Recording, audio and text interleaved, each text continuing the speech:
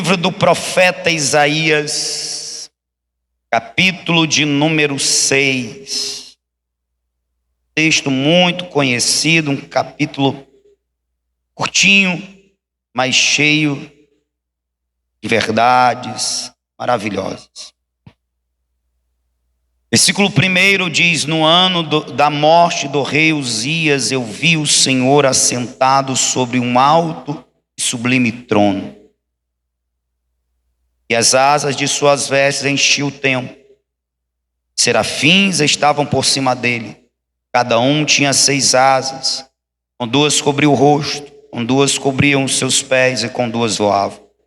E clamavam uns para os outros, dizendo: Santo, Santo, Santo é o Senhor dos exércitos, toda a terra está cheia da sua glória.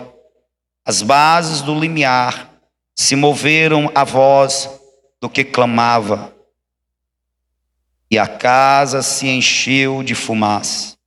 Então disse eu: ai de mim, estou perdido, porque sou homem de lábios impuros, habito no meio de um povo de impuros lábios, e os meus olhos viram o Rei, o Senhor dos exércitos.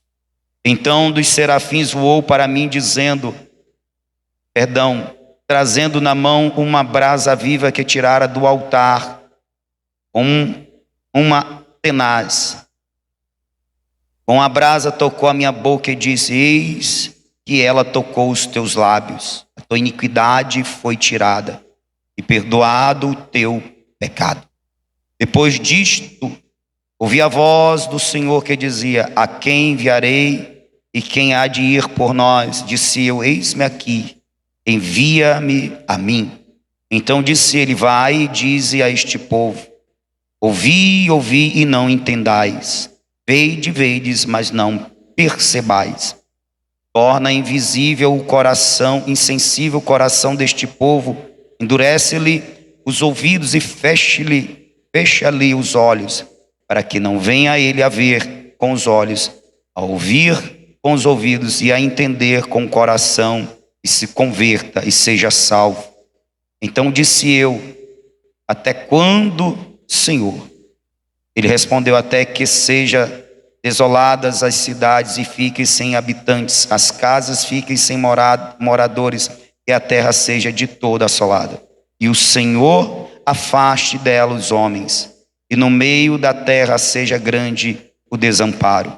Mas se ainda ficar a 10ª parte dela, tornará a ser destruída, como terebinto e como carvalho, dos quais, depois de derribadas, ainda fica o toco.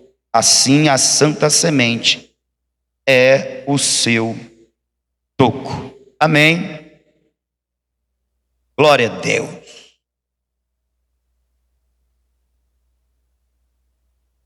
Veja, Isaías, ele é conhecido como profeta messiânico, isto porque entre os profetas é o que mais anuncia previsões, é o que mais profetiza acerca do Messias, seu ministério, sua vida e até a sua morte. Capítulo de número 53 do Antigo Testamento é o profeta que mais fala acerca do Messias, do Cristo que viria. Por isso, é o livro do profeta Isaías também dito, chamado como o Evangelho da Antiga Aliança. Isaías era um profeta que ele tinha uma linguagem culta dado ao seu nascedouro. Segundo os estudiosos, o profeta Isaías fazia parte de uma família nobre, portanto, que tinha acesso ao palácio. Uma família, portanto, de posição social. Uma família que tinha contato com a realeza, com o rei. Portanto, contato com o poder, as autoridades da época, dado a sua posição. Neste caso, Isaías se diferencia dos outros profetas, que na maioria das vezes eram homens da plebe, homens comuns, que não tinham tanto contato com o rei, não tinham acesso ao rei. Basta lembrar que o profeta Elias, que nós falamos no domingo passado, ele se apresentou ao rei de forma repentina, inesperada. Ele surge na presença do rei e anuncia a profecia. Isaías, ele tinha acesso, ele tinha facilidade de falar, de acessar o rei. E eu estou falando disto porque do versículo 1. O versículo 1 diz: no ano da morte do rei Uzias. No ano da morte do rei Uzias. O rei Uzias, ele foi um rei que ele começou bem, mas todavia o seu fim foi um fim trágico. O rei Uzias, ele começou bem, temendo ao Senhor, servindo, andando no caminho de retidão, sendo fiel. Todavia chegou um dado momento da sua caminhada que ele se exaltou. E aí ele tentou fazer, nessa sua exaltação, fazer coisas que não lhe era cabível. Ele acaba cometendo um pecado semelhante ao do rei Saul. O Saul, no desespero, com medo de perder apoio de um povo, porque estava em um momento de tensão, pois o povo reunido para a guerra estava se dispersando, ele vai e sacrifica ao Senhor. Isso não era permitido aos reis, era ordenado aos sacerdotes. E ali foi o primeiro pecado de Saul, o primeiro rei. Uzias, ele comete um pecado semelhante, mas com a motivação outra. Ele entra no templo e ele tenta acender, queimar incenso para o Senhor. Olha, queimar incenso ao Senhor.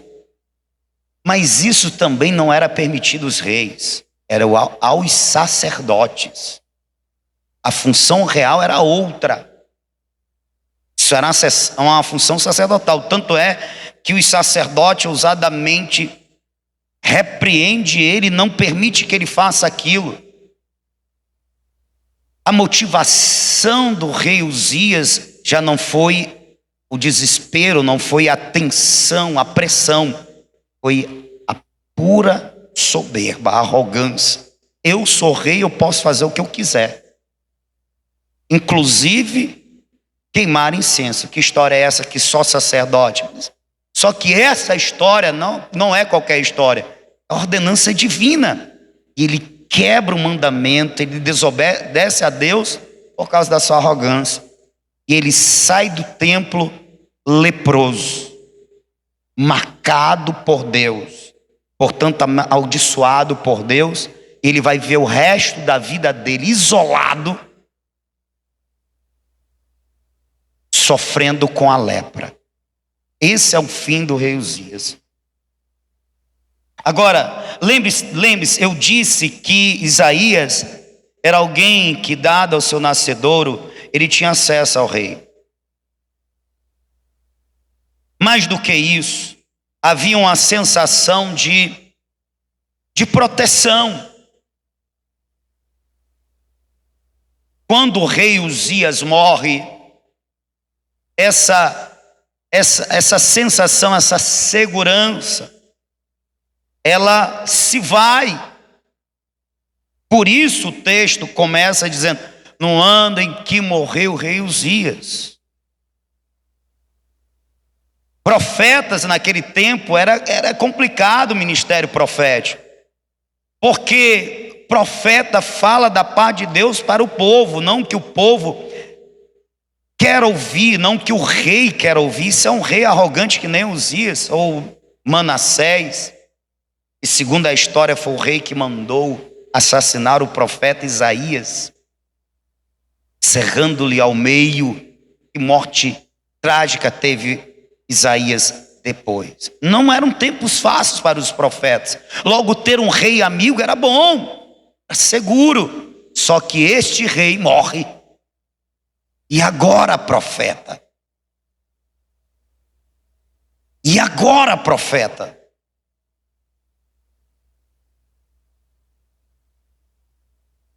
A tua estabilidade, a tua segurança. E agora? Morreu com o rei. E o rei que vai vir será como Uzias, que vai ter cuidado, que vai te trazer segurança, ou vai ser um rei ímpio? Isso veio provavelmente ao coração do profeta. E eu digo provavelmente porque da revelação. No ano em que morreu o rei Uzias, o rei é a principal autoridade, abaixo de Deus a principal autoridade é o rei. Ao rei cabe o dever de trazer estabilidade ao reino, com um governo reto. Só que na continuidade do versículo nós temos: eu vi o Senhor assentado sobre um alto e sublime trono. Isso daqui me fala muito. Por quê? O rei Uzias trazia, dado a abertura que o profeta Isaías tinha com ele, trazia ao profeta segurança.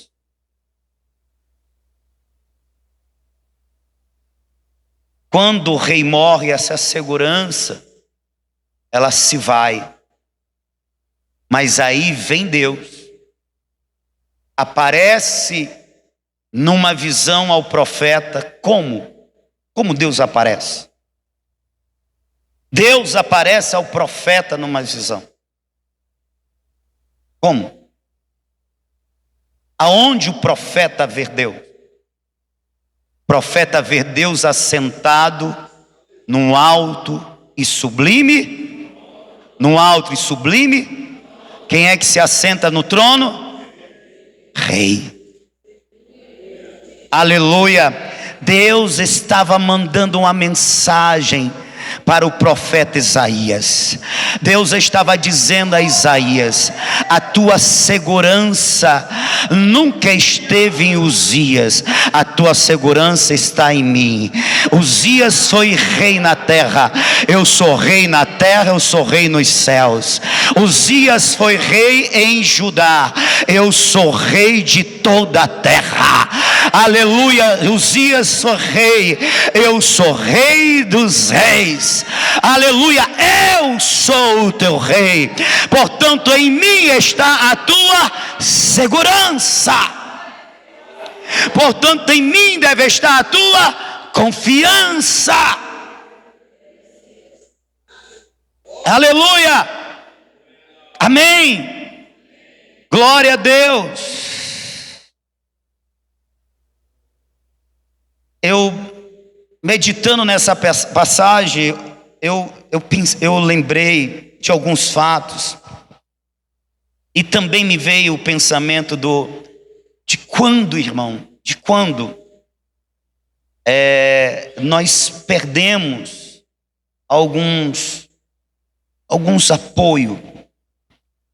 Perdemos alguém que nos traz algum tipo de segurança, de estabilidade, de confiança.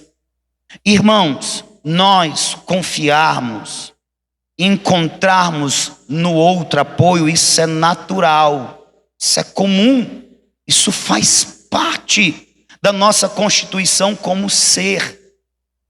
O ser humano é um ser de relações.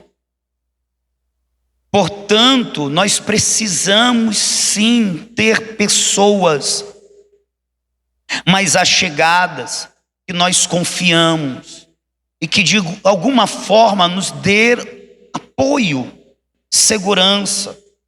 Isso faz parte dentro da relação matrimonial, marido e esposa, familiar entre pais e filhos, ou filhos e pais, na igreja entre pastor e ovelhas, ovelhas pastor, entre irmãos membros. Isso faz parte. Faz parte nós olharmos para o outro e vermos na postura, na firmeza, na estabilidade do outro, exemplos, motivação, e até para se espelharmos e também termos uma mesma postura, sermos estáveis, seguros. Isso faz parte. Faz parte. Da mesma forma, você está me ouvindo? Diga amém. Da mesma forma que faz parte o sentir. Sentir algum dano, sentir algum baque, sentir algum efeito quando essas pessoas, lembra que eu falei no ciclo matrimonial, nas relações matrimoniais, familiares, de irmandade, social, quando essas referências, elas são retiradas de nós, seja ela tendo que ir para outro lugar, sendo ela desistindo da caminhada, sendo ela morrendo, partindo, como foi o caso de Uzias. É natural que nós sintamos, afinal, essa pessoa, nós estamos ligadas a ela. E essa ligação envolve admiração, envolve inspiração. Eu lembro quando, uma semana antes da partida da minha mãe, eu estive visitando ela, e ela, na despedida, né? Ela, pela primeira vez, isso me marcou, ela pediu oração. Por que me marcou? Me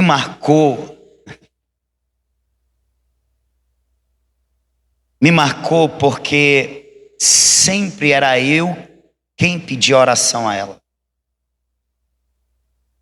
Sempre.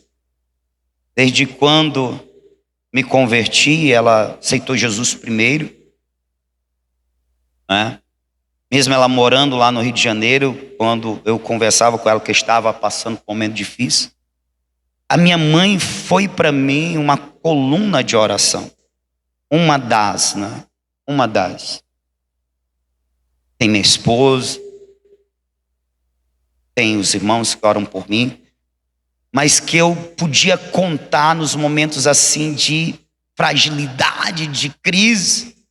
Eu ligava para minha mãe, conversava, e mãe, ore por mim. Eu sabia que ela era aquela mulher de oração, aquela mulher, como ela testemunhou, que ia para a consagração, acho que era de 6 às 7, de 7 às 8, alguma coisa assim. Às vezes ia sozinha. Era escalado ela, né, e mais outra pessoa. Aberta a igreja, mas a igreja, os irmãos não iam, mas ela ia sozinha. Aquela mulher que nasceu no ambiente de oração, e era uma mulher que orava muito. Ela tinha aquelas marcas que hoje em dia os crentes não têm mais, assim, da bolinha preta e dura aqui, encaliçado no joelho. A mulher de oração, eu posso afirmar que ela ganhou os seus filhos para Jesus, não foi com palavras, foi com oração.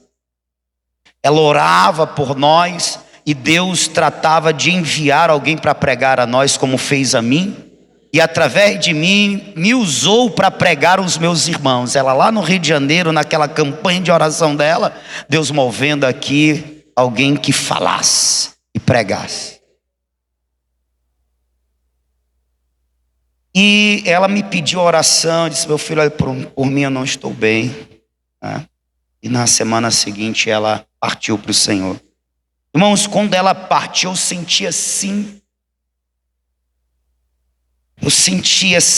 é como se realmente fosse tirado um ponto de estabilidade, de segurança. Eu entendi que a partir daquele dia eu seria alguém que seria coluna de oração para outros. Que agora eu tinha que assumir aquela posição para minha pessoa e para outro. Mas eu estou dando esse testemunho para usar de exemplo que é natural que a gente sinta. A gente sinta. E também para falar o que é que nós devemos fazer. Mas pastor, isso cabe para nós? Eu não estou vivendo isso. Como igreja a gente está. Como igreja nós estamos. Eu não sei se no ciclo matrimonial de vocês ou no ciclo familiar, mas como igreja nós perdemos membros que, dado ao seu carisma, eram pessoas que nós gostávamos de estar perto. Ver a sua dedicação nos inspirava. Eu não vou citar nome, mas eu acredito que você deva estar pensando em alguém. E quando a gente perde essas pessoas, a gente sente. Se não sente, tem alguma coisa errada. E ao sentir isso, nos desmotiva. Isso nos abate. Bem, se é uma pessoa que nos inspira e de alguma forma nos traz segurança, porque uma pessoa que nos inspira é uma pessoa que está nos dando assim um recado. Olha, assim como eu tenho lutado e tenho vencido, você também pode. Lute, você vai vencer também. Assim como eu tenho prevalecido contra as minhas fraquezas, as adversidades que vêm, se você lutar, você também vai prevalecer. E quando essa pessoa cai, é como se caísse o recado que ela nos manda, mesmo que seja um recado sem palavras. Sim ou não? É ou não é verdade? Por isso que quando um pastor, irmão, ele cai, o baque é bem maior, porque se espera do líder uma posição de firmeza, de resistência. Ele é um modelo, ele é um exemplo para todos. Por isso, o Senhor Jesus diz: fere o pastor, as ovelhas se dispersarão. Mas o irmão, o membro, também ele provoca esse efeito. Num nível menor, mas provoca, inclusive no pastor. O pastor também, ele se abate, ele também é afetado, melhor dizendo, ele é afetado quando membros da sua igreja, que ele estima, que ele dá valor, e ele dá valor a todos, esses membros são abatidos. Então a pergunta agora, sim, como nós reagimos? Bem, naturalmente nós reagimos sentindo. No ano em que morreu o rei Uzias, como é que ficou Isaías? Mal. Venho, e agora? Uma pessoa que não apenas eu estimo, mas eu admiro. Eu tenho nele uma inspiração. E agora? Bem, se nele você tem segurança, aí Deus se revela como: eu sou o Rei dos Reis. Põe em mim a tua confiança, porque eu sou a tua segurança. Amém?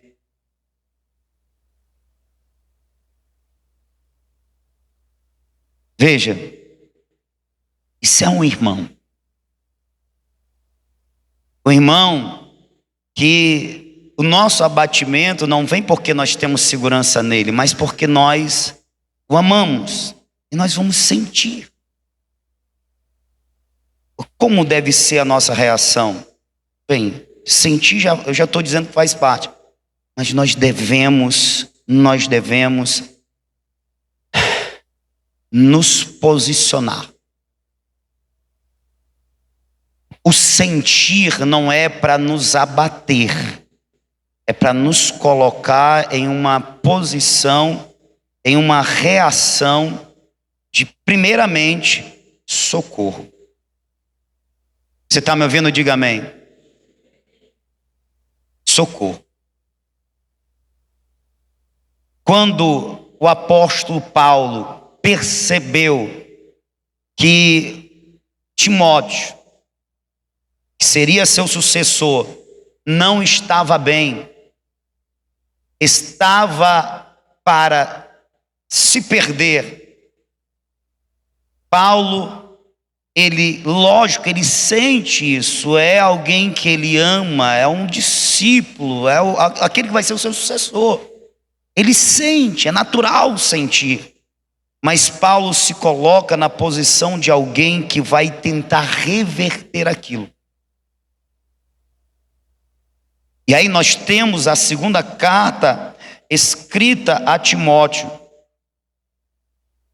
Eu queria ler com você um texto muito conhecido.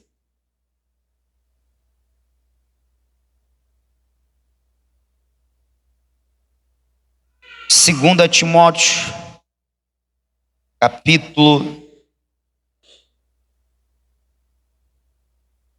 Só um minutinho. Rapaz.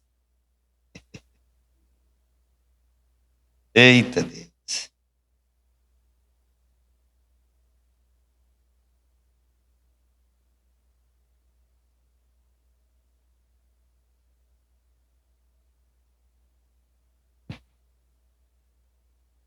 Segunda Timóteo, capítulo de número 1, versículo de número 6, ele escreve dizendo: por esta razão, pois te admoesto, que reavives o dom de Deus que há em ti pela imposição das minhas mãos. Porque Deus não nos tem dado espírito de covardia, mas de poder, de amor e de moderação. Não te envergonhes, portanto, do testemunho do nosso Senhor, nem do seu encarcerado, que sou eu. Pelo contrário, participa comigo dos sofrimentos a favor do Evangelho, segundo o poder de Deus. O que o apóstolo Paulo, ao invés de ele recuar e se entregar aos sentimentos, o que lhe está afetando, o abatimento do apóstolo de Timóteo, ele reage, ele envia uma carta, ele não vai porque ele não pode ir, ele está impedido, ele está em prisões, mas ele então envia uma carta, e nesta carta ele procura, através das palavras, reanimar Timóteo, levantar Timóteo novamente, chamar Timóteo de novo para o compromisso, para continuar o ministério, o chamado. Ou seja, ao invés de se abater, ele tenta levantar. Amém? Ao invés de se abater, ele tenta levantar o outro. Ao invés de ser afetado negativamente pelo que o outro está passando, ele tenta afetar positivamente o outro. Ao invés de ser afetado negativamente, ele tenta afetar positivamente. Ao invés de ser influenciado para o desânimo, ele tenta influenciar para o ânimo. Ao invés dele se abater, ele tenta levantar aquele que está abatido. Você está me entendendo, sim ou não? Ou seja, é se posicionar.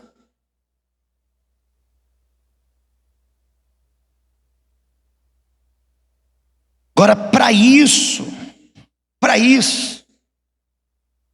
nós temos que seguir o conselho de Deus.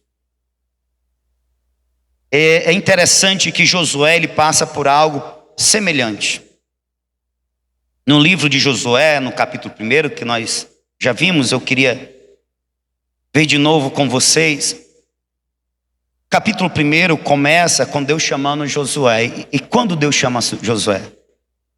O chamado de Deus começa mais ou menos assim: meu servo Moisés é morto. Meu servo Moisés é morto. Quem era Moisés? O grande libertador. Quem era Moisés? O grande líder. Quem era Moisés? A grande inspiração de Josué. Você entende isso? O cara que inspirou Josué a ser quem ele se tornou em Deus. E aí quando morre a sua grande inspiração, o que acontece com você, meu irmão? Josué sentiu, pois é natural.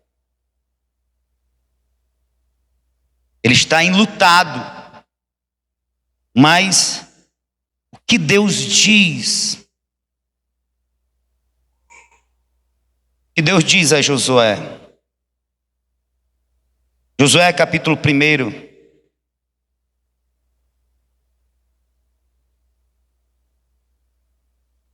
Capítulo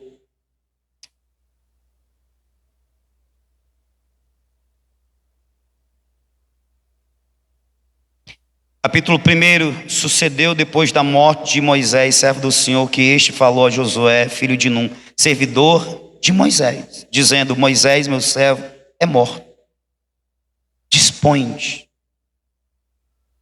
Então veja, não é que Deus não considere os nossos sentimentos. O que acontece é que Deus direciona o nosso posicionamento. Porque se nós nos entregamos aos sentimentos, é perigoso que nós venhamos a mergulhar no desânimo. E do desânimo, frieza, afastamento e morte. Por isso nós, os que cremos, nós não nos movemos pelo que sentimos. Nós nos movemos pelo que acreditamos. Nós nos movemos pela fé. E às vezes a fé não anda unida com os sentimentos. Às vezes a fé, ela se distancia dos sentimentos. Porque os sentimentos, às vezes, se apegam à vontade. E aí, numa situação dessa, triste, abatido, a vontade é de parar. A vontade é de desistir. A vontade é de viver outra vida. Então vem Deus e direciona o nosso posicionamento e nos chama para a fé. Nós temos que ser direcionados pela fé e não pelos sentimentos. A nossa vontade tem que ser guiada pelo que nós cremos e não pelo que nós sentimos. É verdade, quando os sentimentos se unem à fé, é aquela maravilha, né? Fé, sensação, aleluia, é maravilhoso, mas nem sempre, irmão, nós vamos estar se sentindo bem, se sentindo à vontade. Nem sempre a gente vai estar querendo, vontade, querer, mas aí tem que prevalecer, eu creio, tem que prevalecer, eu confio, eu tenho uma aliança com Deus, eu tenho um compromisso com Deus, aleluia, eu confio nele, eu estou na sua palavra, eu estou debaixo de uma direção divina, aleluia, eu não estou debaixo da minha vontade, eu estou debaixo da palavra, eu não estou controlado pelos sentimentos, eu sou guiado pela palavra A minha fé na palavra de Deus é que conduz a minha vida, é que me coloca numa posição, mesmo sofrendo perdas tão grandes. Quando Deus chega a Josué, chamando, se dispõe, é Deus direcionando Josué. Porque se Josué se entrega aos seus sentimentos, visto que enlutado estava, muito provavelmente ele não ia assumir a liderança, a sucessão. Para nós socorrermos os que estão fragilizados, que caem, primeiramente, irmão, sim, somos afetados pelo que sentimos. Isso é bom, isso fala que nós temos sensibilidade. Agora isso se torna ruim quando a gente se entrega, isso nos abate. Ao invés de sermos alguém que vai socorrer, vai ser alguém que vai precisar ser socorrido também. Você está me entendendo? Então, conselho de Deus, se posicione, se disponha. Essa é a hora que nós precisamos ser forte e corajoso.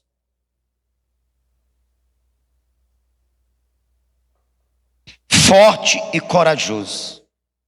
Por 3 vezes Deus fala a Josué. No versículo de número 7, no versículo de número 6, 7 e 9.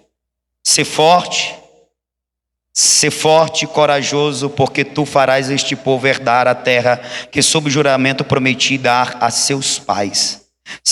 Tão somente ser forte e muito corajoso para teres o cuidado de fazer segundo toda a lei. Versículo de número 9. Não te mandei eu ser forte e corajoso. Não temas, nem te espante, porque o Senhor teu Deus é contigo por onde quer que andares.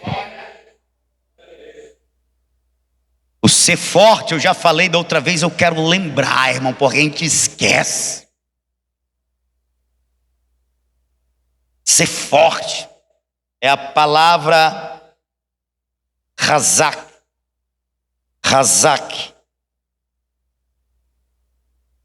E Deus faz nessa a palavra Razak e Amatz, forte e corajoso. O forte é ser firme, postura de firmeza, aquela firmeza que diz respeito ao seguinte: eu me posicionei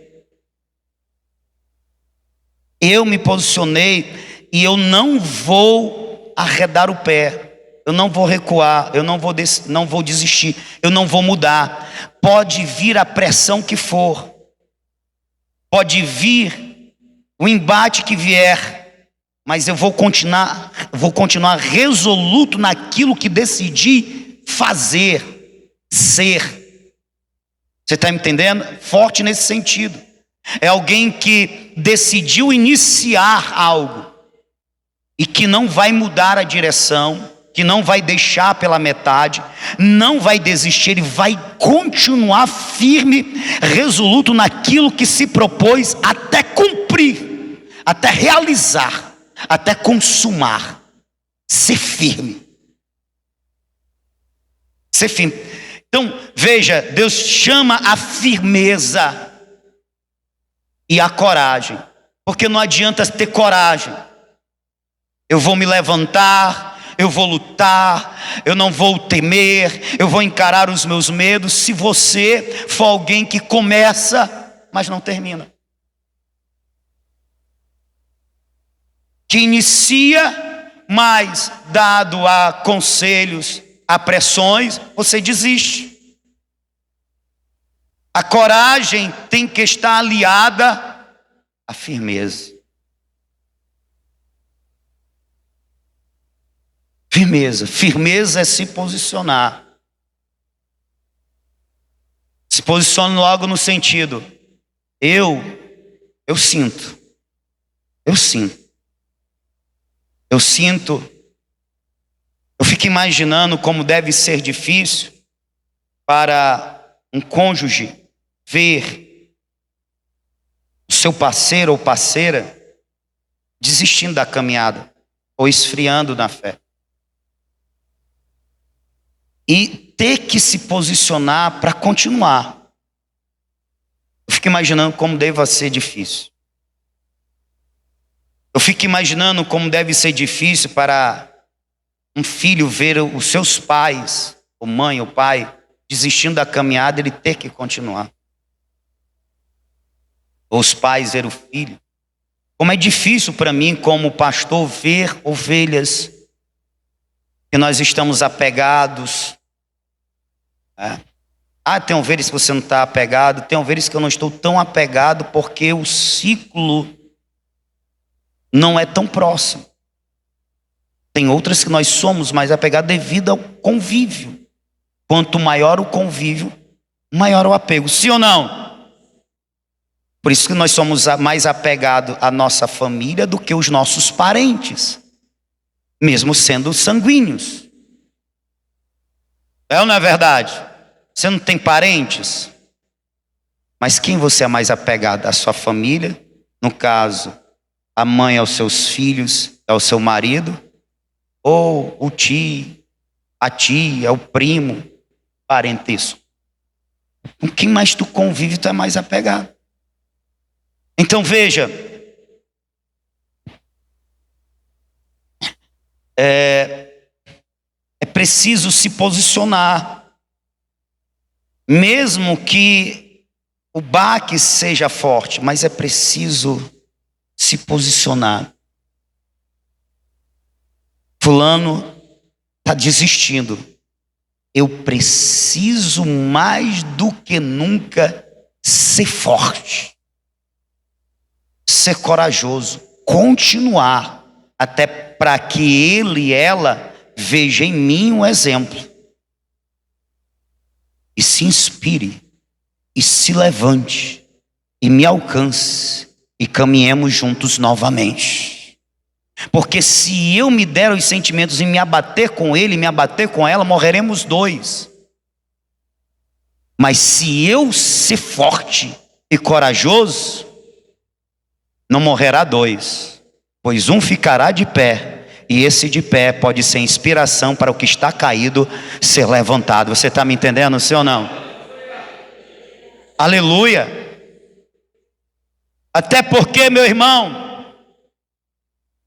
a inspiração da minha caminhada, a maior inspiração para a minha caminhada, para o meu serviço, para a minha vida, é o próprio Cristo, é o próprio Deus, é Ele. Ele é o meu alvo, é o alvo que eu quero, que eu procuro acertar. Ele é o meu tesouro, Ele é meu bem maior. De forma que essas coisas me afetam, me entristecem, mas assim como para um profeta que buscava segurança no rei, e Deus se manifestou como o rei dos reis para ele, aleluia, eu encontro no Senhor todo o meu amparo, todo o meu consolo, toda a minha segurança, toda a minha inspiração. Eu me realizo nele, eu me satisfaço nele, de forma que eu não posso perder Ele é que eu não posso perder, visto que Ele é a minha maior inspiração para viver. Ele é o propósito. Então, se os outros caem, eu devo me manter firme, primeiramente porque Ele é a minha inspiração. Ele. E sendo Ele a minha inspiração, vou continuar seguindo com Ele, na direção dEle, porque é por Ele e para Ele. E desta forma, eu estarei sendo exemplo para aqueles que estão ficando. Olhe para mim. Jesus é a minha inspiração. ele deve ser a sua também. Então levanta, continue caminhando, vamos juntos. Você está entendendo que a gente precisa ser forte e corajoso?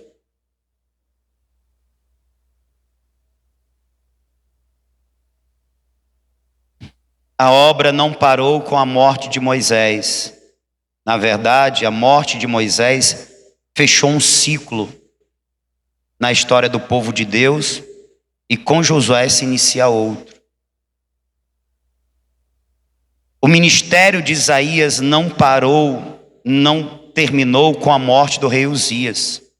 Fechou-se um ciclo, iniciou outro, onde Isaías, que já sabia, veio a ser somente esclarecido de que a segurança dele, apesar de que Deus usa homens, na falta dos homens, o próprio Deus é o guardião e o protetor. Amém? Você está entendendo, sim ou não? Então, quando as referências são removidas, é nos dada a oportunidade para olhar diretamente para aquele que coloca as referências no nosso caminhar, o próprio Senhor Jesus.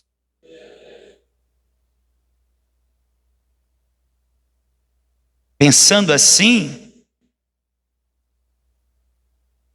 é um nível mais elevado de relação e de experiência com Deus. Porque se de uma maneira eu vejo Deus na vida do outro e me inspiro, desta maneira eu olho diretamente para Deus e nele me inspiro. Agora entenda, eu não estou falando que a gente não tem inspiração no outro, até porque eu disse logo no começo que isso é natural. Amém? Eu estou falando de quando elas são removidas. De alguma forma elas são retiradas. Nos surgem oportunidades. Uma, de a gente se inspirar diretamente em Deus. Deus é o nosso Rei. Aleluia. Deus é a garantia de que aquilo que Ele nos chamou para fazer será feito. Josué, ser forte e corajoso. Josué, ser forte e corajoso. Josué, ser forte e corajoso, porque eu sou contigo. Aleluia! Deus fecha o chamado para que ele se posicione, dizendo o seguinte: se posicione porque eu sou contigo. Se posicione porque eu sou a garantia de que aquilo que precisa ser feito será. Eu te darei todas as condições para a realização do ministério, para a realização do chamado. Você só faz a tua parte, e o que você não pode fazer, que cabe a mim, eu vou fazer. Eu vou prover, eu vou criar, eu vou dar. Você está entendendo, sim ou não? Eu sou contigo. Aleluia, glória a Deus, amém. Escute, para a gente encerrar, no ano em que morreu o rei Uzias, ele tem uma revelação do Senhor. Isso também nos aponta para a seguinte verdade: em momentos difíceis da nossa vida, nós temos oportunidades que em momentos de normalidade não são criadas, não existem. As crises, dependendo de como a gente encara essas crises. Você está me ouvindo? Presta atenção. Você está me ouvindo? Pega isso daqui.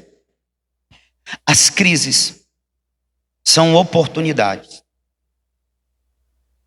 de crescer ou de diminuir, de avançar ou de recuar, de seguir adiante ou de regredir, de progresso ou de regresso. Depende de como nós nos posicionamos frente às crises, frente aos tempos difíceis. tempos difíceis, dependendo do posicionamento, fazem homens mais fortes. Dependendo do posicionamento. A crise que Josué passa na perda de seu referencial, Moisés, dado a disposição dele de ouvir Deus, por isso fiquemos com a palavra de Deus, foi uma oportunidade para que Josué crescesse, se desenvolvesse e viesse a se tornar o líder que ele foi para Israel. As crises são oportunidades para nós crescermos. Enquanto Moisés não era morto, Deus falava com Moisés. Está me ouvindo? A intimidade de Deus era com Moisés. Mas quando Deus toma Moisés para si, Deus vai agora gerar intimidade com Josué. Josué tem a oportunidade de crescer em Deus, de crescer no conhecimento de Deus, de crescer na relação com Deus. É neste momento de crise, de perda, que Josué tem a oportunidade de ser aproximado mais de seu Criador, de seu Senhor, e se tornar um homem que Deus vai falar com ele, como falava com Josué. Aleluia! Está pegando aqui? A gente não quer passar por crise, a gente não quer passar por sofrimento. Está tudo certo, somos seres humanos. Quem é que quer sofrer? Ninguém quer sofrer, mas nós precisamos entender que nos sofrimentos, nas crises, nós temos a oportunidade de crescer como pessoa, crescer como cristãos. Nós temos a oportunidade de sermos aproximados mais de Deus. Deus falava face a face com Moisés, não era com Josué, mas naquela crise, naquela perda, Deus agora passa a falar face a face com Josué. Aleluia! Glória a Deus! Numa visão Deus aparece, numa visão, num sonho Deus aparece, Deus chama Isaías, mas é numa revelação, numa manifestação poderosa, num tempo de crise, que Isaías tem uma experiência maior com o seu Senhor, com o seu Criador. Ele vê Deus assentado num alto e sublime trono, ele vê a realeza de Deus, ele vê a grandeza de Deus. Eu não sei se você está meditando no que eu estou te dizendo, mas antes ele de alguma forma foi chamado por Deus, mas é no momento de crise que ele é levado, ele entra no santuário dos céus, ele vê Deus no santuário celestial. Você sabe o que é isso? Você sabe quando acontece isso? No ano em que morreu alguém que era muito importante para ele. Ele tem uma revelação daquele que é muito mais importante do que tudo e do que todos. As crises são oportunidades para crescermos em Deus.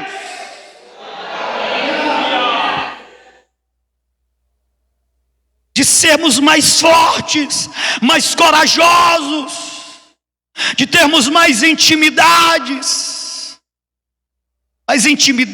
com Deus. Deus o tira da terra e leva em revelações aos céus. Quando isso aconteceu em tempos normais? Não! Em tempos normais acontece o que é normal.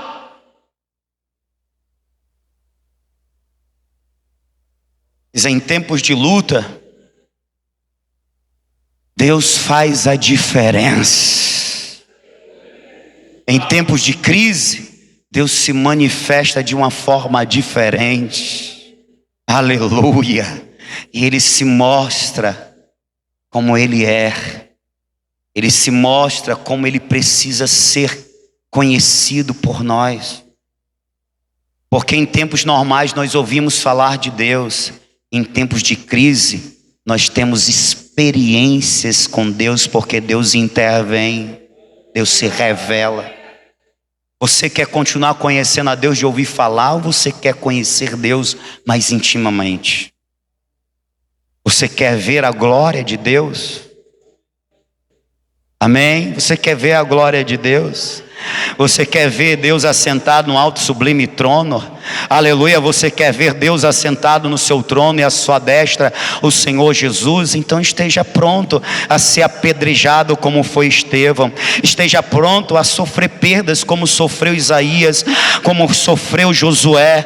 Esteja pronto a passar a encarar os conflitos e as crises existenciais da sua vida, mas esperando sempre em Deus o socorro e a intervenção. Você quer viver normal? Você quer viver Deus?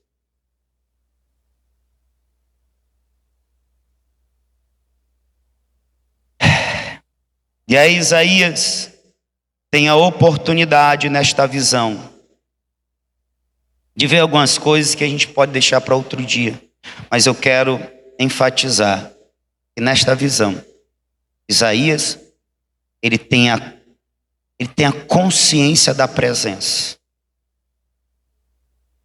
ele tem reverência à presença. São duas coisas que às vezes nos faltam. Você está me ouvindo? Ele tem consciência da presença e reverência à presença. São duas coisas que às vezes nos faltam. Principalmente quando nós nos reunimos, quando nós nos colocamos em oração.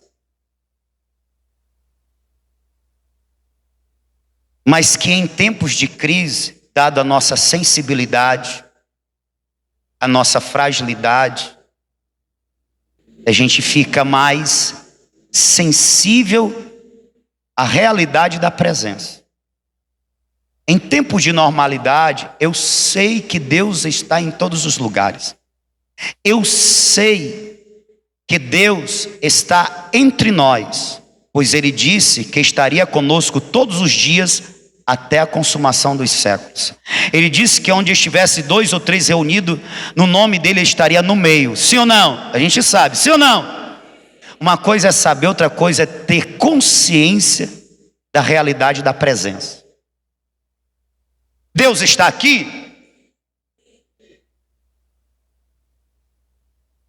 Sim. Ele disse que estaria conosco. Ele disse que onde estivesse 2 ou 3, ele estaria no meio. Ele está aqui, eu sei, mas a consciência da realidade é algo mais profundo. É algo mais profundo, porque a consciência da presença nos leva ao que Isaías fez. A reverência, ao temor, que é o medo respeitoso, o respeito e tratar com o devido a presença de Deus. Quando ele tem consciência da presença, o que ele diz? Ai de... A consciência da presença leva Isaías a uma reflexão de quem ele é, da condição que ele está e da indignidade dele diante da santidade de Deus. Quando a gente não tem consciência da presença, da realidade da presença, sabe o que acontece? A gente está num culto como esse, mas o nosso coração ainda continua preocupado com as coisas lá de fora. A gente entra em oração, mas mesmo a gente sabendo que em oração nós estamos na presença de Deus, mas as preocupações, os pensamentos estão vagueando e nos tirando da presença de Deus. A gente não consegue orar. a gente não consegue demonstrar reverência à presença.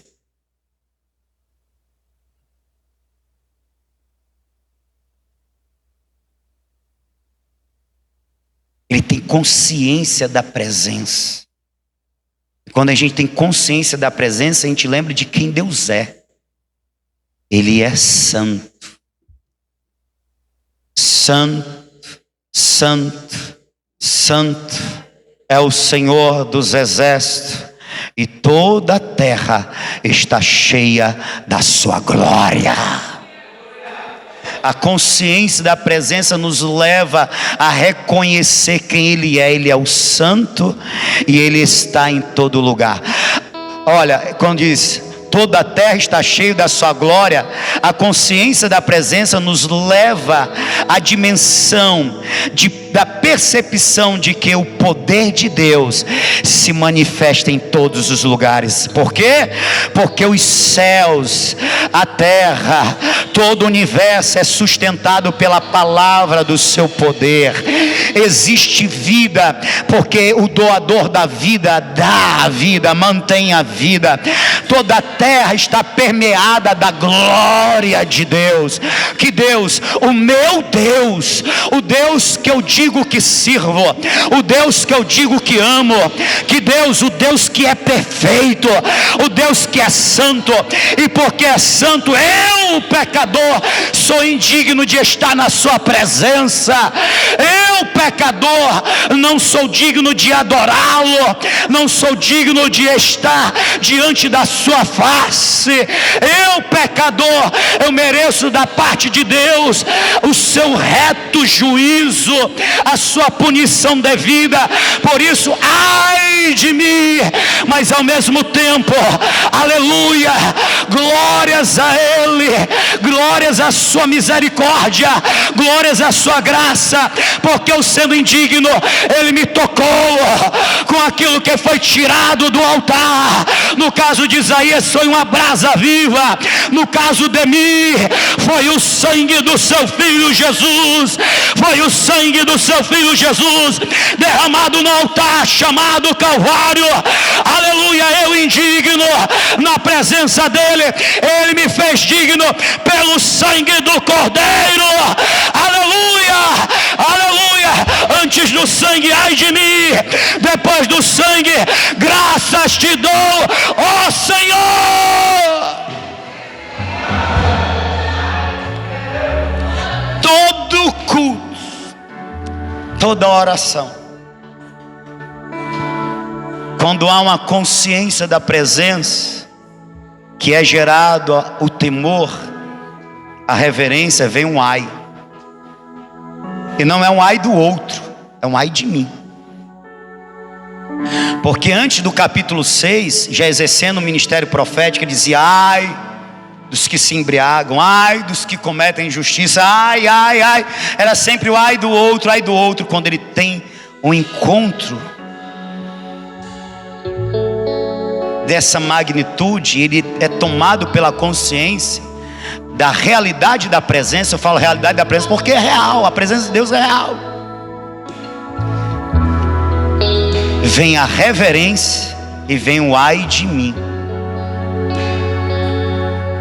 Está acompanhando meu raciocínio? Consciência da presença, reverência à presença, ai de mim. Só que depois do ai de mim, o que é que tem, pastor?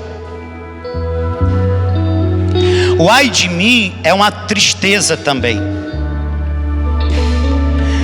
Só que, como disse o Espírito por boca do apóstolo Paulo lá em 2 Coríntios, capítulo de número 7, versículo de número 10, ele diz: a tristeza de Deus, ou a tristeza provocada por Deus, ela produz arrependimento para a salvação.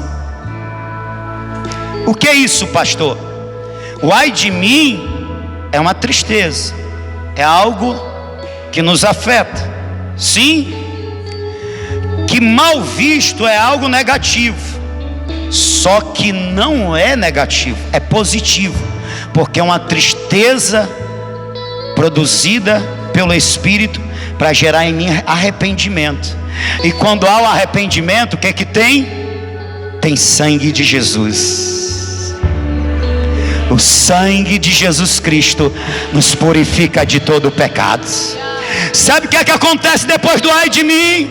Depois do sangue, vem o deleitar-se em Deus.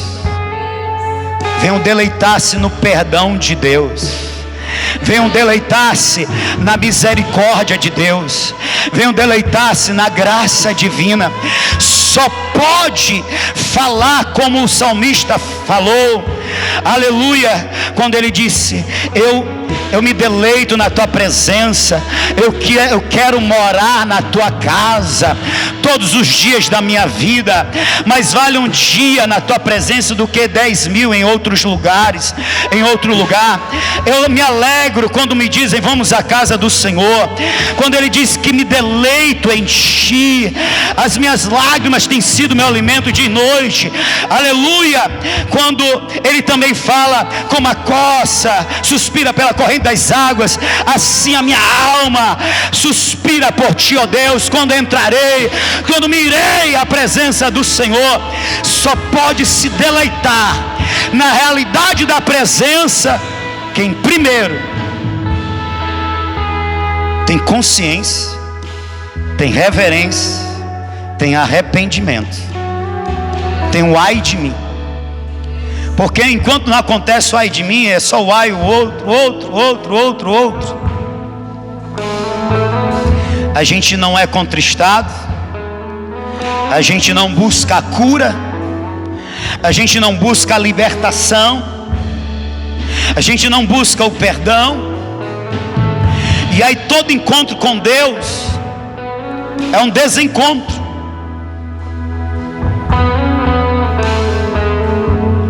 Todo encontro com Deus é pesado.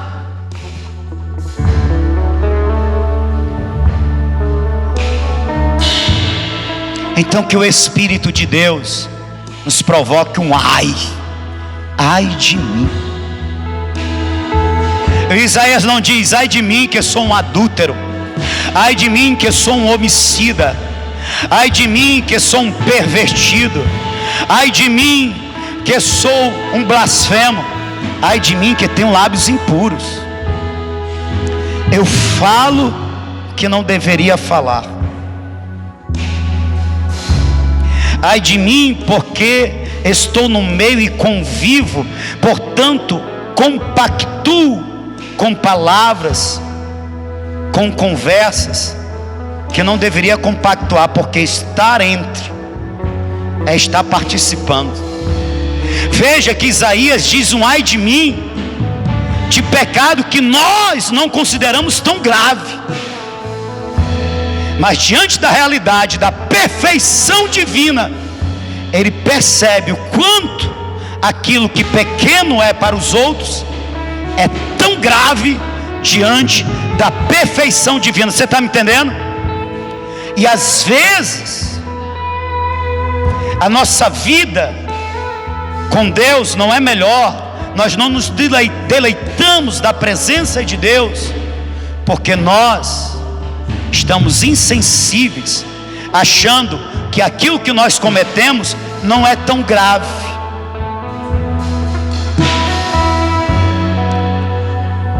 Afinal, o que eu faço não é uma perversão como faz o outro, não é um assassinato como cometeu o outro, não é um adultério como o outro cometeu, como o ai do outro. Mas Deus hoje nos chama para reconhecer um ai de mim. Ai de mim. Ai de mim por quê? Porque eu tenho lábios impuros.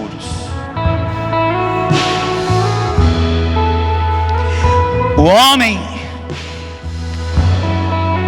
irmão, que o Espírito de Deus ele nos mova para andarmos com essa consciência da realidade da presença, para que a gente possa orar como orou o salmista Davi no Salmo 139. É o 139, eu sempre confundo com o Salmo 38. Eu estou encerrando aqui, que ele fala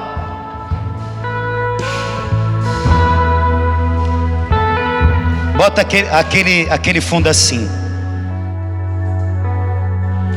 Senhor, eu sei que tu me sondas, sei também que me conheces. Ah, minha garganta, esses negócios de gritar me feriram a garganta, eu não consigo dar notas agudas, notas que puxam mais, eu não consigo. Desafina, falha. Oxalá que Deus restaure. Cantar um louvor como esse, tão bonito. Aí eu tenho que baixar, né?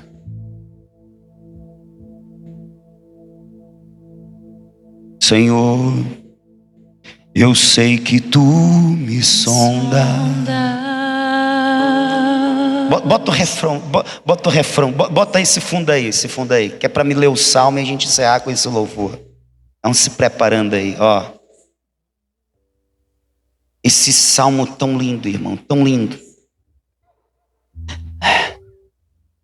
É o 139.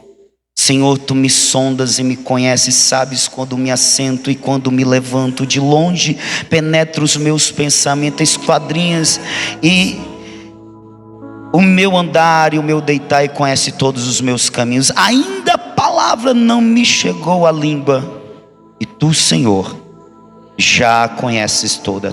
Tu me cercas por trás e por diante, e sobre mim põe a mão. Tal conhecimento é maravilhoso demais para mim, é sobremodo elevado, não posso atingir. E ele segue: para onde me ausentarei do teu espírito? Consciência da realidade da presença. Para onde fugirei da tua face? E se subo aos céus, lá estás. Se faço a minha cama no mais profundo abismo, lá estás também. Oh, se tomo as asas da alvorada e me detenho nos confins dos mares, ainda lá me haverá de guiar a tua mão, e a tua destra me sustentarás. Mas sabe como ele termina o salmo? Olha o que a realidade, a consciência da realidade da presença provoca em alguém. O ai de mim de Isaías e o versículo 23 do salmista Davi: sonda-me, ó Deus, e conhece o meu coração, prova-me e conhece os meus pensamentos, vê se há em mim algum caminho mau e guia-me pelo caminho eterno. Senhor, eu não estou conseguindo identificar um pecado em mim. Eu não estou conseguindo identificar se eu estou errante. Senhor, para que eu não me desvie, para que eu continue na tua presença, deleitando-me na tua presença, desfrutando desta comunhão, desta amizade, sonda-me, ó Deus, vê se há em mim algum pecado que eu não consigo perceber, vê se há em mim alguma falta que eu não consigo ver, me mostra se há em mim alguma coisa que pode me afastar de ti, para que gere em mim um ai de mim, e eu me arrependa, e eu deixe, porque eu quero deixar o pecado, jamais a tua presença. Aleluia! Eu quero me afastar daquilo que me afasta de ti. Amém. Você pode ficar de pé. Seja forte, seja corajoso. A tua caminhada não termina quando o outro parar, mesmo que ela seja uma referência para ti. Deus te chama para continuar, para se posicionar. Ei, até para que você seja para este um referencial, um modelo, um exemplo. Olha que incrível. Aqueles que nos inspiram podem ser um dia inspirados por nós. Os que caem, eles não precisam ser acompanhados na queda, eles precisam ser acompanhados para que eles sejam levantados. Então nós precisamos ficar de pé. Aleluia! Não esqueça, toda crise é uma oportunidade de Deus se revelar a você e te fazer mais forte, se mostrar a você como Ele não pode se mostrar em tempos de normalidades. Encare a sua crise, encare esse tempo difícil, confiando em Deus. Amém? Você pode fechar os olhos.